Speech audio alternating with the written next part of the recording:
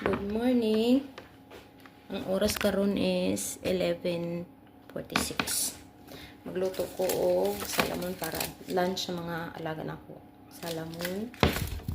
Tapos olive oil. Ang iyang ingredients, olive oil, salt,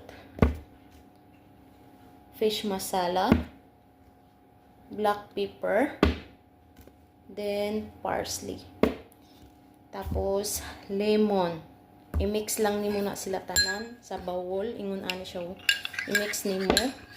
Tapos, pagka human ni mo mix, human naman ni, ready naman ni. Ako naman ni siyang gi-mix. Imo ipahid diri sa isda. Ano siya. Simple lang. Ano lang siya. Pahid-pahid lang.